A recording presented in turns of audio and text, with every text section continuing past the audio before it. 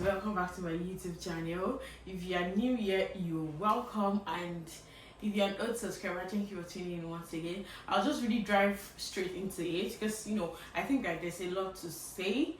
And yes, I promised you guys pregnancy and delivery story, and that is exactly why I am here today. That is what I am here to I'm here to spill the tea to give you all the gist about what pregnancy was like for me and what delivery was like for me also. Honestly, before we dive in, right, I would like to say something. If somebody comes to me now and say I should pick one between pregnancy and delivery, I mean, if you're pregnant, you're going to deliver, yes, but like if I'm to pick one between pregnancy and delivery, I'm gonna pick pregnancy, please. Pregnancy, please. I mean, but whoever is pregnant will deliver, and I pray that for every pregnant woman, they will deliver safe and sound. Mom is going to be fine, and dad is going to be fine. So yeah, let's go into the story. I'll start from my first trimester. Let me just say this first. I am speaking out of my own personal experience. I'm not saying things that I did not experience, so it's very, very different for everybody. What I will experience during pregnancy is different from what another person will experience during pregnancy. So let's take note of that. Let's not use one person's pregnancy to judge another person. It doesn't work like that. Even as a person, pregnancy is different for a person. Like one pregnancy is different from another pregnancy. You get what I'm saying? Because you are pregnant before does not mean that the kind of pregnancy you had before is what you will have again. It's just this pregnancy thing is very spiritual, and we just pray that God helps us and give us the strength to go through the journey, and we pray that it ends in praise. So yeah, I have some things written in this book because I don't want to miss out on some things. I don't want to forget stuff. So yeah, I have some things jotted down in this book, and I'll just go straight into first trimester. Pregnancy was, I would not say I had it really, really hard or really, really worse when it comes to pregnancy. My pregnant journey was really, really nice, I would say. I mean, it was nice compared to things I hear or I see other people go through. Pregnancy was not that serious for me, honestly. I enjoyed pregnancy until like the end, but we'll get to that. So let's start with first trimester. During first trimester, what were the symptoms I experienced? The greatest thing I experienced during first trimester was smell. Like I could not stand the smell of anything. I don't want anything. I don't want to smell anything that has odor. Do you get? So I could not cook throughout my first trimester. I cannot even stand the kitchen. I could not stand the kitchen throughout my first trimester. I can actually, if I'm to collect, I can literally count how many times I was in the kitchen during my first trimester. I wasn't entering the kitchen. My husband was doing all the cooking. Shout out to my husband, that man. See, thank God for supportive partners, honestly. Partners that are always there for you. And I'm really grateful for my husband. I'm grateful to God for my husband. So during first trimester, I wasn't cooking. I could not even cook because I cannot even stand the smell of food, not to talk of going to the kitchen to cook. So I could not cook during first trimester. I could not stand the kitchen. I could not use my perfumes. Who bought me? Who bought me to use perfume in my first trimester? Nobody bought me to do that. I couldn't use perfumes. I had to change my bathing soap. I used to use a particular soap. I used the body wash, and I've been using this for how long? Like so long. And all of a sudden, I just really got irritated by the smell of the soap, the body wash. I got irritated by the smell of the body wash, and I had to switch to the bar soap. And if you know, bar soap doesn't really, I mean, maybe some bar soap doesn't really have much smell as body wash. So I had to switch from the body wash to the bar soap. So I was using the bar soap throughout my pregnancy.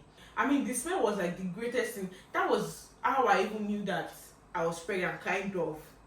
Because this particular day I was coming from work, and my workplace, they pick and drop us from home. So that particular day we're already done with our shift and we're going back home, and it was just two of us left in the car to be dropped at our houses.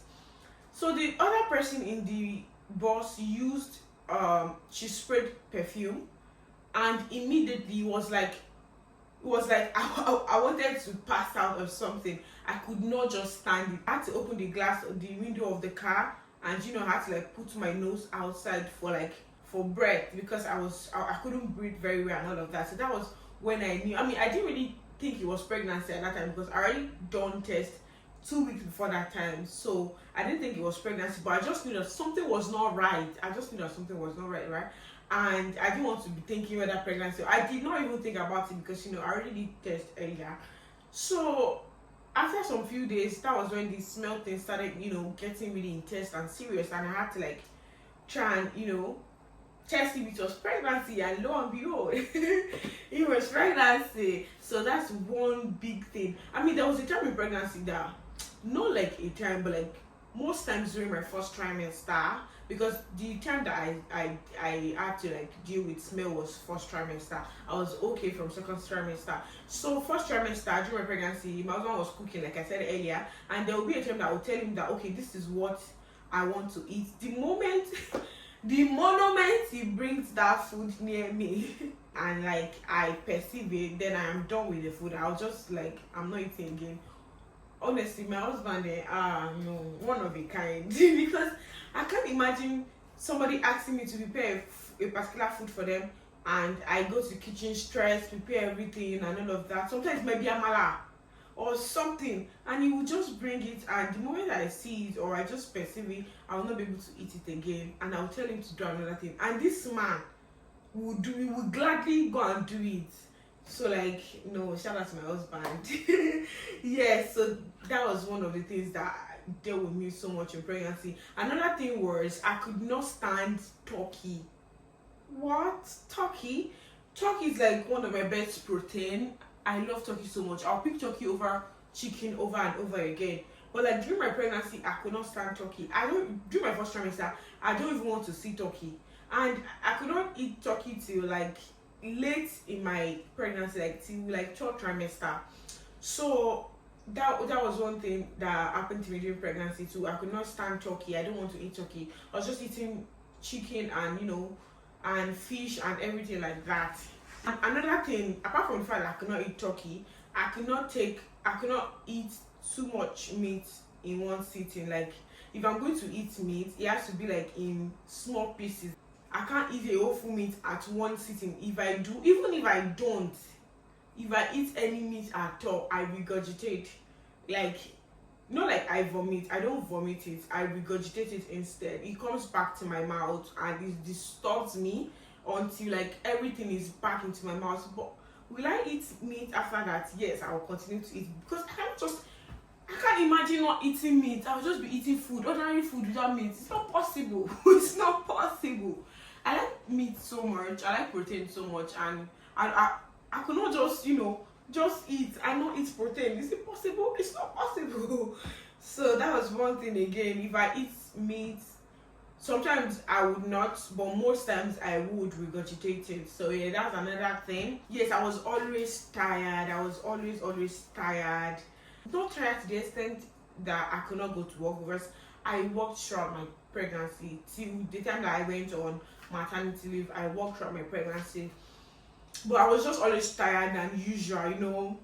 When you're like normal, you're tired. Yes, it's not like pregnancy kind of tired is different. You're just always tired, and the only thing I had strength for was work. I'm not going to lie. I was working night shift like for like half of my pregnancy. I worked half shift, night shift rather. I worked night shift. So the only thing I had strength to do was go to work, come back in the morning, sleep, eat if I can. Throughout first trimester, I wasn't eating as much. I mean, I'm not much of a eater. I'm not a foodie normally. Like pregnancy aside, I don't eat much like that. But during my first trimester, it was even worse. I could not eat much at all. Like I lost weight during first trimester of my pregnancy because I wasn't eating. Because the moment I smell the food, I'm not able to eat it again. And I was practically eating noodles most of the times, and even the noodles serves like once in a while that I can eat it. And I was so emotional during my pregnancy. Like I would watch a film or a movie that you don't even need to cry. Like there's nothing that requires you to cry. Like there's nothing so serious going on. I'll watch movie and I'll start crying. I'll cry finish and I'll be asking myself, why am I crying? Who beats me? I cried so much. Sometimes when I'm hungry, this one was even second trimester. I'll get there. I cry sometimes when I'm hungry. Like I'll be hungry and I'll be crying. Maybe you're supposed to eat, but if I'm too hungry and I want a particular thing and I'm not getting it or I can't get it, I will be crying. It got to a time that my husband told me that I should not just, with that time we've not found out the gender of our baby. My husband said I should just please not give birth to a girl because he doesn't want two people crying on his head at the same time. So I was very, very emotional during my pregnancy. I was very, very emotional. Any small thing I started crying. Even before pregnancy, I was a crybaby.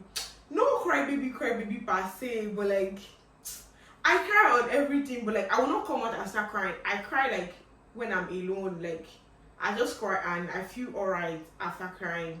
But during pregnancy it was like times 10. I cry about any and everything. Any and everything. Another thing I remember is I had ojukokoro during pregnancy. Oh my god. Hey!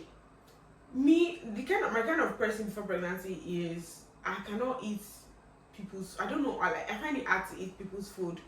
Don't get me wrong, I can walk into any restaurant, I can walk into a booker and I'll literally buy food and eat and I'll be fine.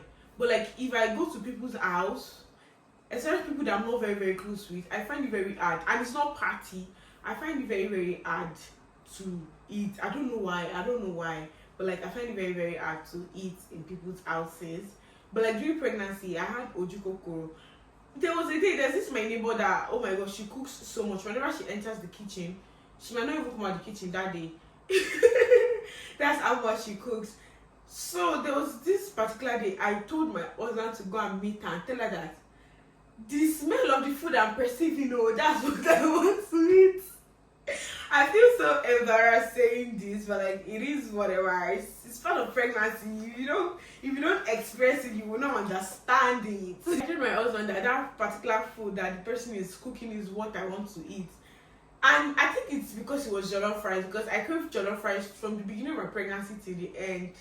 Like my husband cooked jollof rice, I said no.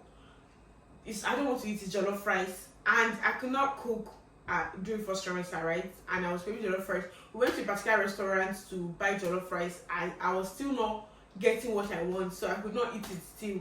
Until one of my friends cooked me jollof rice and oh my god, it was like she just knew what I wanted. So she cooked me jollof rice and since then I usually disturb her to cook me jollof rice.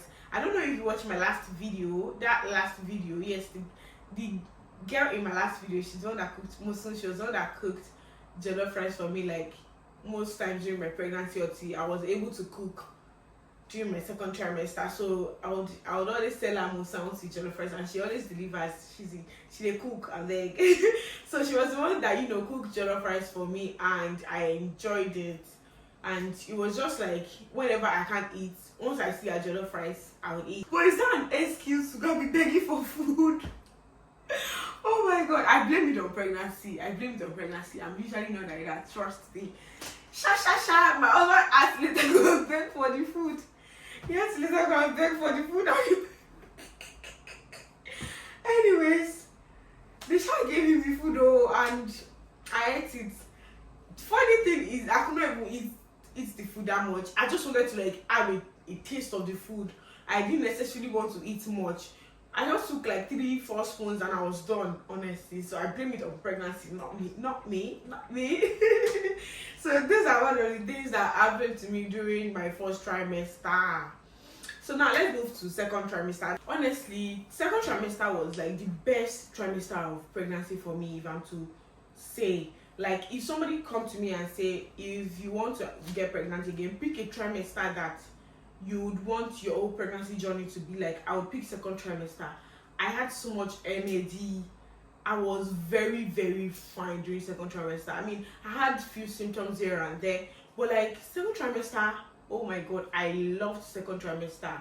I was fine. I could cook. I started cooking during second trimester. I had more energy in second trimester. Like, I'll be in the kitchen from morning to night, and I'll be cooking and I'll be fine, honestly. So I had more energy during second trimester.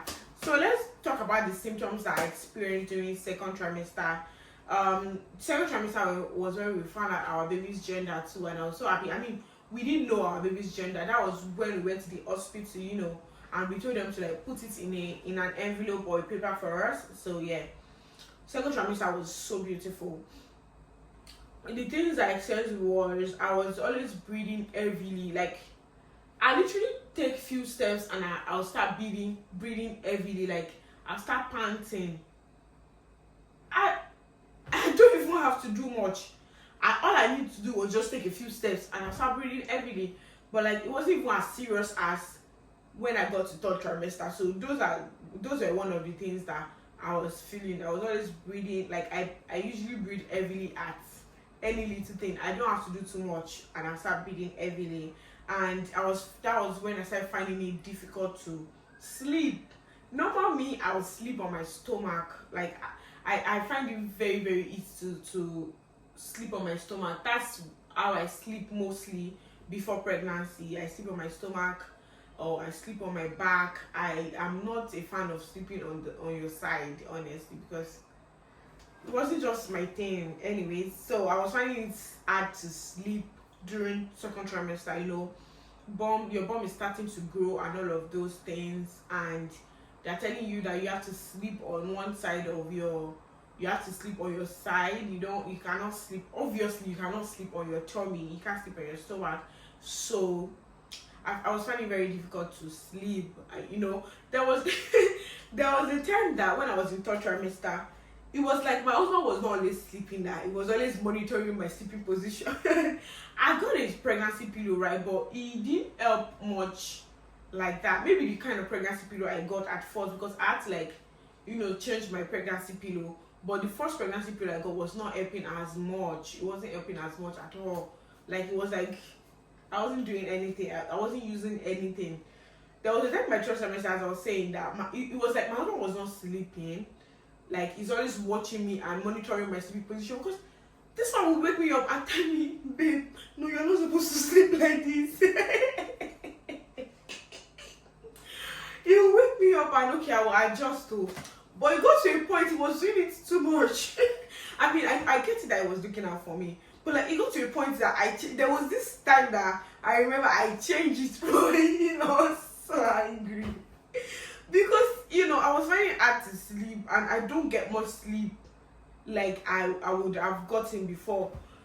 And the little time that I'm trying to sleep, you're always waking me up at every interval. Baby, you're not sleeping. I'm like, Daddy, I changed it for me.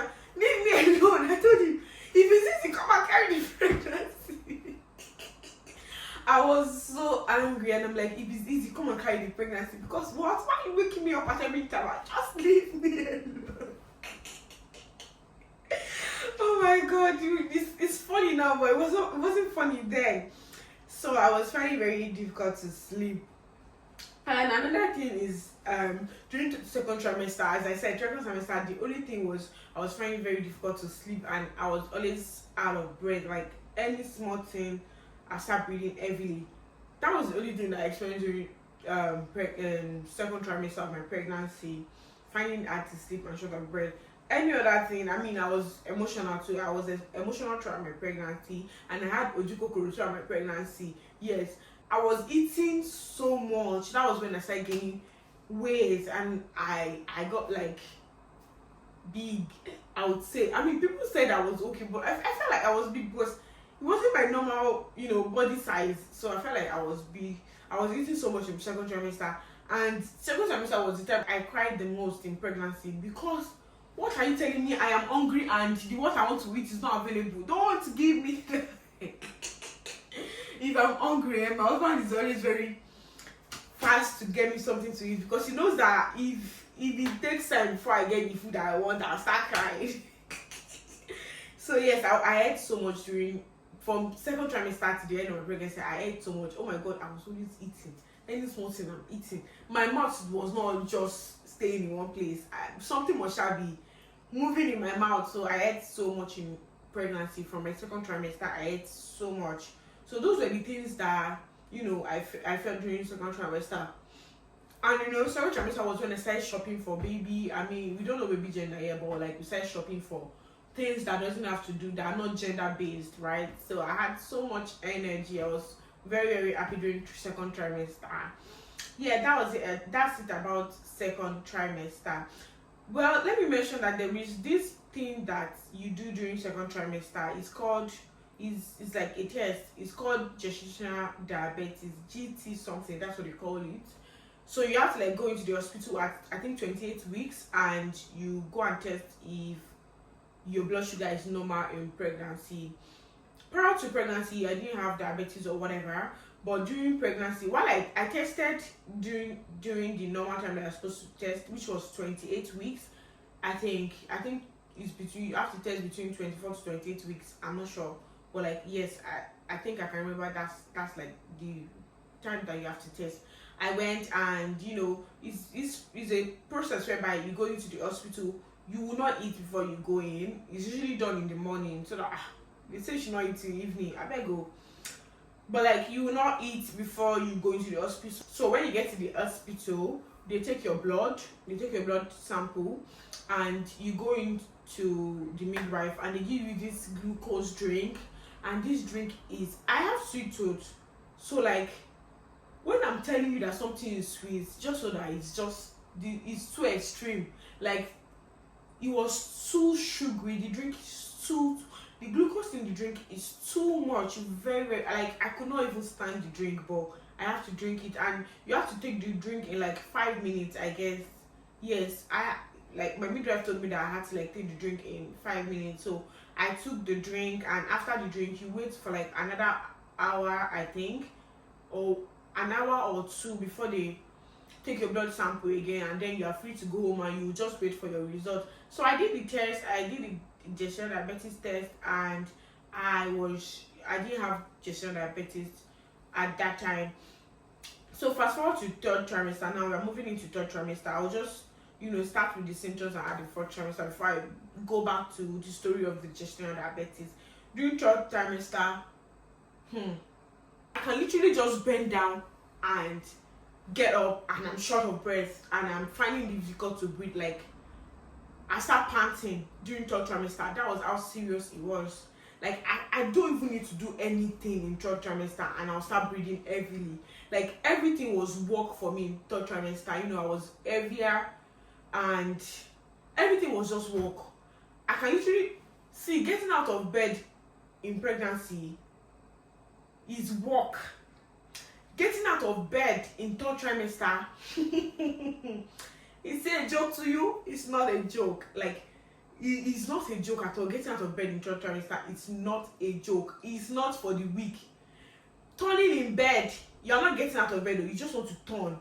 Hey, another thing entirely. Like I started feeling like, what is wrong with me? Am I more than this? Is it more than pregnancy? I want to turn in bed, and I'm moving like I cannot even explain it. And I'll start breathing heavily, just because I want to turn in bed. So third trimester, I was not sleeping so much again. Like, and I was not sleeping early, because I was doing night shift for like 5 months into pregnancy. I used to do night shift before pregnancy, so I did night shift till like 5 months of pregnancy before I switched back to day in my workplace. So I switched back to day. So the fact that I was already doing night shift, or I'm not even a morning person, I don't sleep at night like that. I could literally stay awake all night, like, and I will not sleep, and I'll be very, very fine. So when I started doing day shift, I had a little bit of struggle, getting out of bed in the morning, because I start sleeping like that around that 4, 5. That's when I start sleeping. That's when the sleep starts, entering my body. So it was a struggle for me to, sleep very early too. I wasn't sleeping very early during pregnancy. I was finding it very hard to get up from bed. Sometimes I want to get up from bed, and I'm taking like 1 minute to get up from bed. Like, if normally if you have to get up from bed, you stand up, you're up. For pregnancy, he said it's not a joke. Oh, it look like joke. It's not a joke. So those are the things that I felt during third trimester, and I was always hungry too, and I was still emotional. I was always crying. Sometimes I want to get out of bed and I'm like dropping few tears, because why can't I get up from bed very fast? So yes, I was very emotional too. And one serious thing that I experienced during my third trimester, I feel very embarrassed to say this, but I'll say it notwithstanding. I'm going to say it. So if I laugh too much during pregnancy, like during late in pregnancy, if I laugh too much or I cough too much, I'm actually pee on my body. Not pee pee, not like pee, but like few drops of, like maybe a drop of pee would just come out of. I was so shocked. Like, why am I laughing? And during the process of laughing, I'm peeing on my body. Like, what's that? Not peeing on my body, don't get me wrong. Not like I will pee on my body like that, but like just like maybe a drop or two of pee, you get what I'm saying. So it was very weird to me. It wasn't normal to me, because I'm like, why would that happen? Why? For what reason? But anyways, it still happened. Another thing that I experienced during pregnancy that I did not mention earlier was I don't like drugs whatsoever. I don't like drugs. I hate drugs. During pregnancy, there are some vitamins that you have to take, vitamins you have to take. So I was finding it very, very hard to get used to taking my drug. Like, oh my god, I was finding it very hard, but like I got used to it anyways. So yeah, that's it. And can we talk about how clueless first time moms are? I was very, very clueless during my pregnancy. Like, I was so clueless. I had information, but like I was still clueless. I was experiencing it for the first time and all of that. Buying baby stuff, oh my god, nobody is going to tell you everything you need to buy. People will tell you a few things here and there, but like you still need to do your research. So and funny thing is, when you watch somebody's video about what to buy during pregnancy, sometimes it's different from another person's video. Like, one person will tell you buy this, another person will tell you don't buy this. So it was so hard. I had to like compile like 5 lists of different people, and I put them together, and I'm like, okay, this is the same thing as this is common in this list. Okay, I'll have to buy this. I don't think this is necessary. Oh my god, it was so much. It was really, really much. So if you are pregnant and you need a list of things to buy for your baby, come to me. I've got you. I've got you, because that was one big thing for me, because I didn't know what to buy. And you don't have so many people that will tell you everything that you need to buy at once. Even your hospital list is different from like the general list, if you get what I mean. So like that one, I had to do a lot of. I watched different TikTok videos, I watched different YouTube videos, different Instagram videos. I was just watching videos, and that I don't know how this thing works. When you're pregnant, you just start seeing everything you see on your feed is about pregnancy.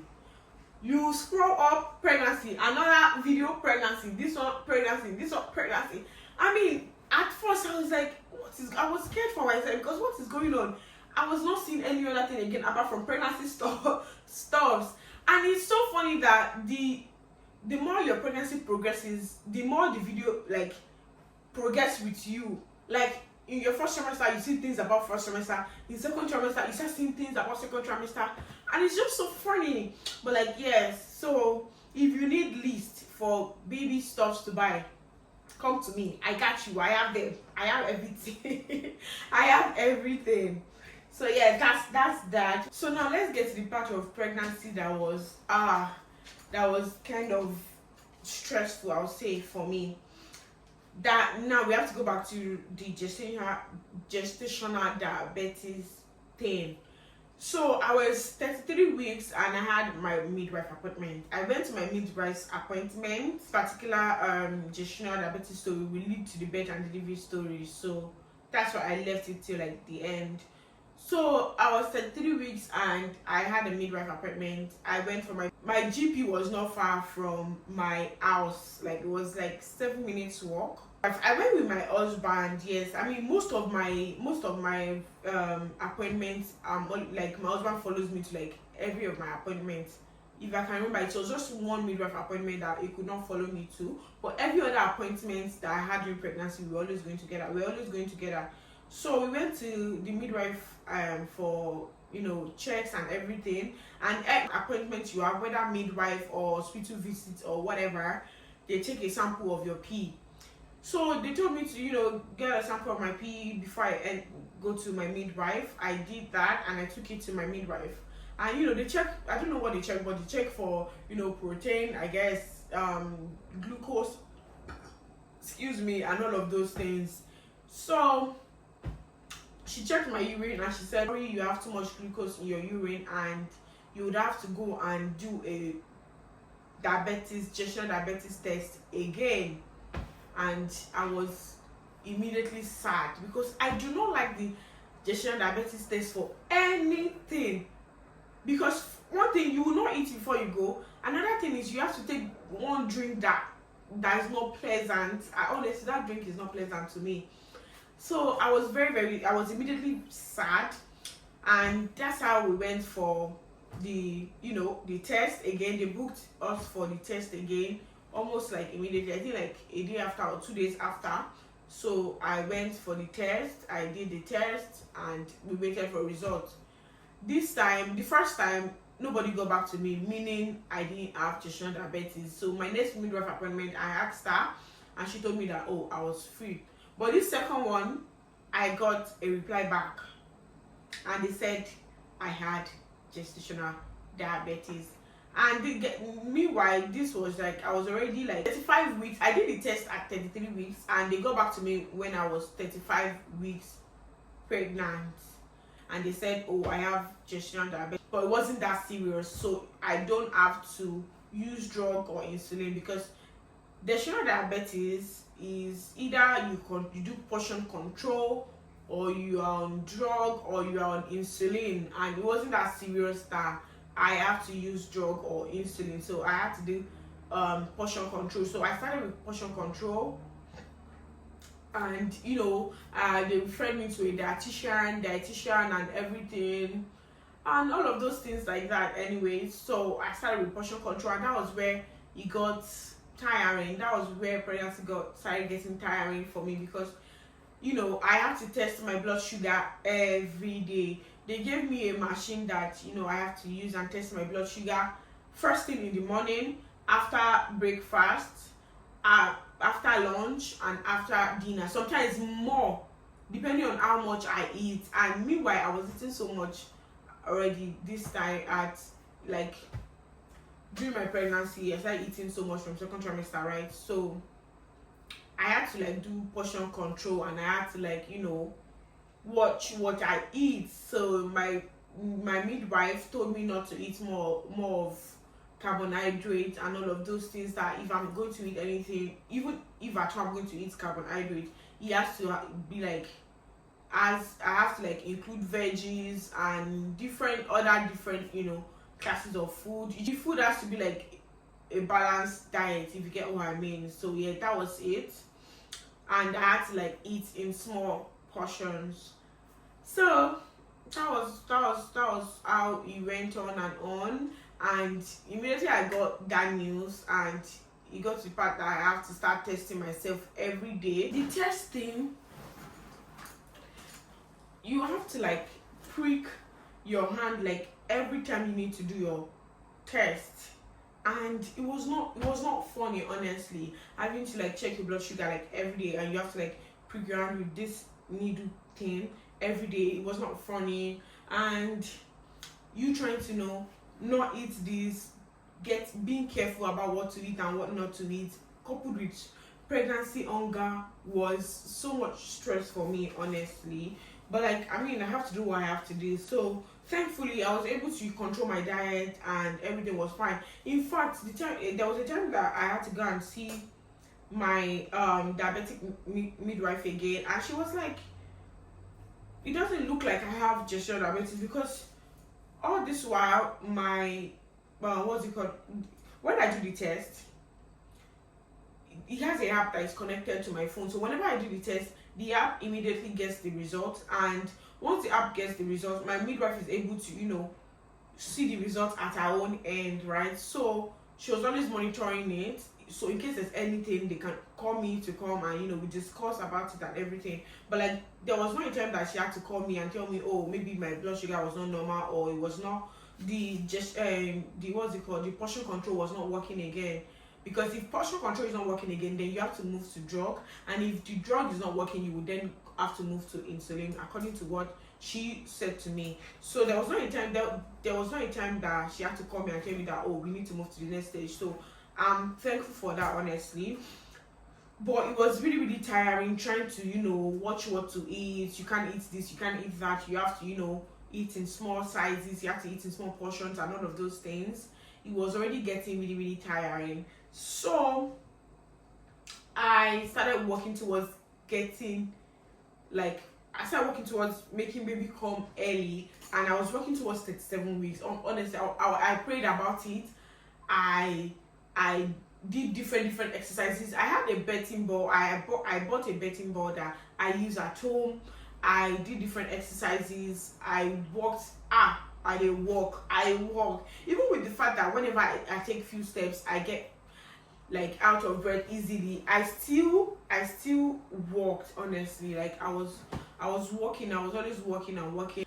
There was nothing I did not do. I would climb stairs. Then I had stairs in my house. Then I would go from up the stairs, down the stairs, like 13 times or more. Sometimes 13 times, I mean, go and come. One, I'll go up and come back. That's one. So I usually do it like 13 times every night or more. Some days I have energy. Sometimes 20 times. Sometimes like 13 was the least I did anyways, like in a day. So I was doing so many things. I was eating pineapple. I had to drink one particular thing like that you soak in water and you drink. Raspberry tea, kiniko. I did everything. But guess what? My baby said, "Mommy, relax. I'm not ready to go out." Because nothing worked.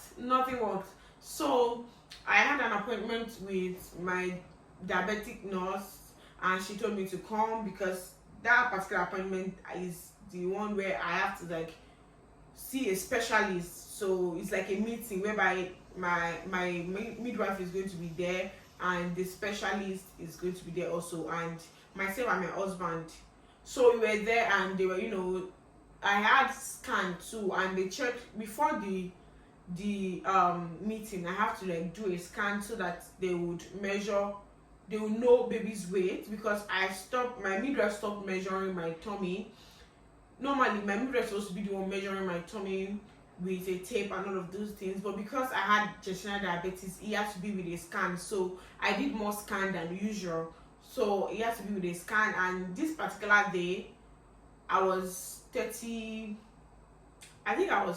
weeks plus at that time, and I did a scan, and they said baby had increased in size than the normal, because there's this pattern we have to go in. There's a chart that they used to use and mark it. So the baby was no longer on the how do I put now, was no longer on the line. It wasn't going, the line was not going, the chart was not going up straight again. So baby had increased in size, and we had the meeting with the specialist, and they said, oh, that the size that baby was at that time, that is still okay, but just in case baby gets bigger, that I might have to go for induction, or if baby does not come at 40 weeks, I would have to go for induced labor. And I'm like, okay, it's fine. And me, before, I already wanted baby to come early. So immediately I heard that, oh, they will induce labor and baby will come fast. I was happy to go for it, but I did not know what it takes, what induction entails rather. So I've not done any research about it, because I was already doing my own way of induction at home, the exercise, the pineapple and everything and all of those things. So I didn't do much about medical induction. I didn't research more about medical induction until that day that we were told that we might have to go for induction. So I decided will I like to pick a date for me to be induced if I want it earlier, or I would wait till 40 weeks if baby doesn't come. And because I already wanted baby to come, I just said that I would pick 39 weeks. When I'm 39 weeks, that I should be induced at 39 weeks if baby did not come. Everything I had at the back of my mind was that, okay, before 39 weeks, with everything that I was already doing, baby will come. Hey, jokes on me. That I was already thinking that baby will come. Between that space of 37 weeks and 39 weeks, I saw a lot of videos about induction. I did researches about induction, and the videos I was seeing was not even encouraging at all, because I would say the videos I watched on YouTube were just, the process of induction, how it works and everything. Then I started seeing videos on TikTok of people that actually got induced. And if I'm to say, out of like maybe 10 videos, maybe 2 actually had a successful induction whereby baby came and all of those things. And the rest 8 will have to go for like an emergency cesarean section or an elective cesarean section or whatever. So I got really scared, and I'm like, what? Hey. And I just concluded in my mind that I'm not doing induction again. Meanwhile, I had already booked to be induced at 39 weeks. So they already have my information, and they already booked me, and they were going to prepare a space for me at the hospital at 39 weeks for me to start my induction. But I changed my mind before that time, because with everything I was seeing, I'm like, no, I don't want to do it. That I would just wait like I'm 40 weeks now. Is there any harm in waiting? Should we just, prick myself and get my blood test done, monitor my what I eat and everything? Is better for me than going for induction and it will be failed. So I said I was gonna wait. But I was still doing my exercise. I was still using my betting ball and everything. I think it's also called yoga ball, I think. Yes, I was still doing everything that I'm supposed to do. I was still taking the walk. I had energy, honestly. Even with the gestational diabetes, I still had energy because I was still always cooking. I was still very fine. I was still going to work and everything. So come 39 weeks, I didn't go to the hospital. I already packed my bag anyways. I already packed my hospital bag a few days before the 39 weeks, because I was still contemplating maybe, and I was praying about it too. So I was just like, maybe if God wants me to go, and if I get the sign to change my mind and go, I would just pick my bag and go. And during that time, Hallelujah Challenge was on, so I was doing Hallelujah Challenge, to praying and everything. So during my 39, at the day that I was supposed to be induced, which was 39 weeks, the hospital called me and said, oh, they were expecting me at so time, that I didn't come back. Is everything fine? What's the problem? And I told them that, look, I don't want to be induced again. I don't want to be induced again at 39 weeks. That I will just wait till like 40 weeks, right? But guess will not leave my neck. They will not leave my neck. They said, okay, no problem, that they will call me back. Since that 39 weeks, since that moment they called me and I said I was not interested in the induction again, that I'll wait till 40 weeks, these people did not allow me to rest. They were calling me back and forth. This one will call me, I'm so from this place. I'm calling you regarding your induction. We heard that you're not doing induction again, blah blah blah blah blah, and everything like that. They started calling me. The pressure was getting too much, because so many people were calling me all together. My personal midwife called, the general midwife called, this one midwife called, this one midwife. A lot of people were just calling me, and I'm like, I was getting scared. What is going on? Is it more than I'm not doing induction again? But anyways, they called me, and they said I would have to come to the hospital for them to check the baby. If the baby is fine, and I have to do a scan so that they will know the current size of baby, the current weight of baby. So they told me that I had to come to the hospital that same day. I went like in the evening. So I went to the hospital. They had to check baby's heartbeat. They checked baby's heartbeat. They were checking baby's heartbeat on monitor, and I was there for like a while. And it was time for them to close at the hospital. They had to like transfer us to triage. So we went to this triage. We went to triage, and they continued checking baby's heartbeat. And my baby's heartbeat was fine all throughout this whole thing. No issue. Baby was doing fine. Baby was kicking. Baby was moving well. And because the hospital had closed and we were in triage, they told us that we'd have to come back the next day after like how many hours of checking baby's heartbeat. They told us that we have to come the next day to do a scan because the hospital had already closed at that time. So the next day we went to the hospital. They gave us the time to come. We went to the hospital. They checked baby, and baby had already grown more than the last time. It was just like a space of 2 weeks. Baby had already grown more than the last time, and they told me that that baby has grown more than the last time, and this time I would have to really do the induction, blah blah blah. When actually it was not the people that did the scan that were telling me this. After the scan, I had to meet with a specialist, a doctor actually, and then the doctor is like a black person too. So she told me that baby had grown. Baby was already 39 kg, 3.9 kg, I beg. 3.9 kg. So she spoke to me about different risk and everything that was involved, and they said a lot of things. Doctors, they like to be frank with you. They want you to know what's going on, so that at the end of the day they will tell you that yes, they told you. That we will not see anything that make them reference back to, oh, Shebi, I told you. But like they have to like tell you everything. So they told us everything. Myself and my husband, we went together. So they told us everything that was involved, the risk and everything. And in my mind right there and then, I'm just like, I've been carrying this pregnancy for how long? My baby has been fine.